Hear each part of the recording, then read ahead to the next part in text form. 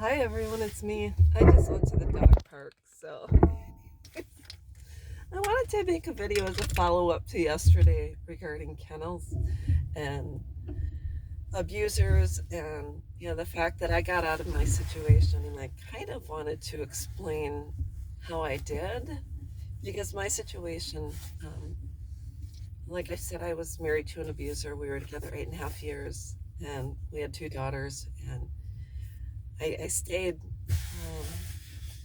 for a variety of reasons. Mostly it was guilt, shame, and I didn't have the financial means to escape. And I just remember, I was on the internet. It was back then, 1999, 1998, etc.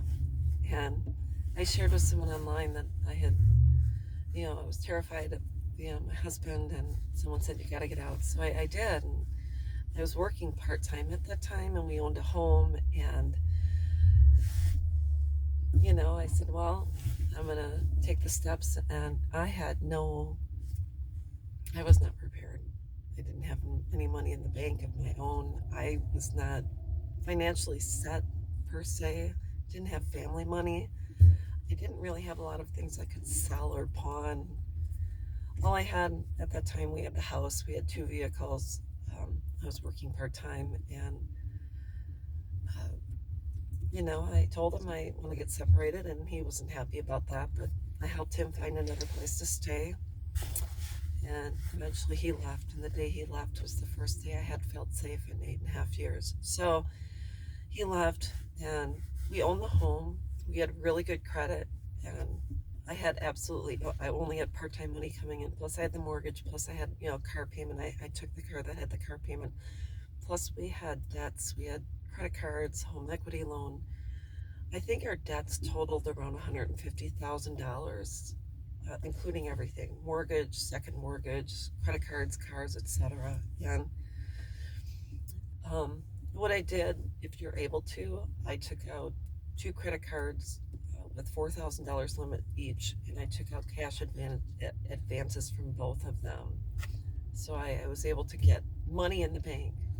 I had that opportunity. I don't know if everyone does or has the ability to do that, but that's the one thing I did in order to just feed my children. I remember initially he agreed to pay $800 a month after we separated in order for us to, in order for him to continue to contribute toward the house and the child support.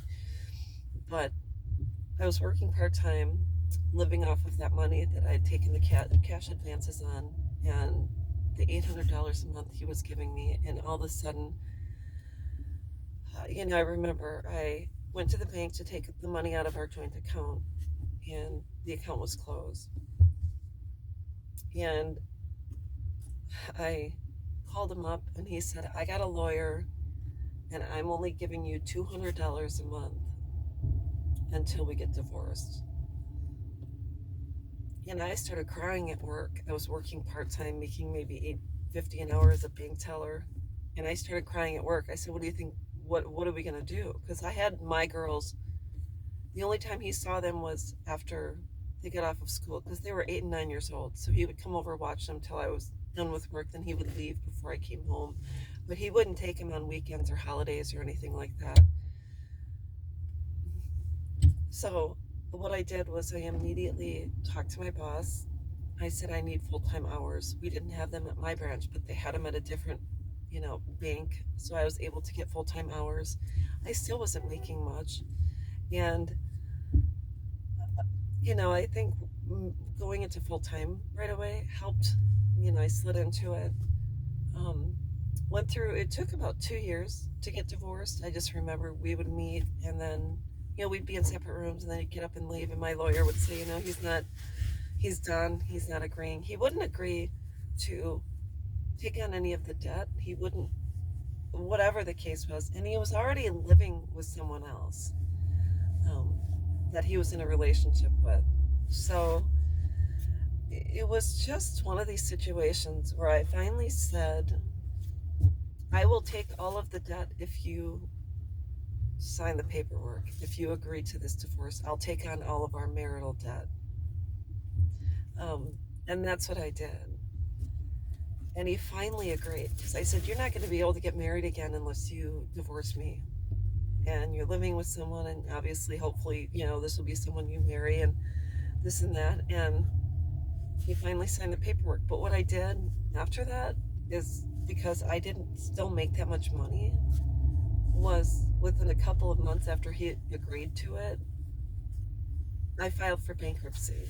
And I'm not ashamed of it. This is about 20 years ago. I filed for bankruptcy because I literally could not afford house home equity plus my car payment. I was making $8 an hour, so I did what I had to do way back when, and it saved me.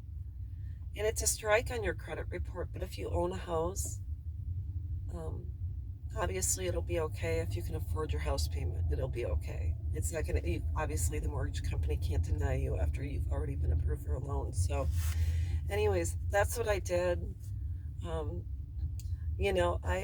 these are just steps I took. Not everyone has the same opportunities I had because everyone has a different financial situation. I fortunately was working part-time, so I was able to get a reference to slide into another position, and then I worked my way up the ranks, so that's what I did.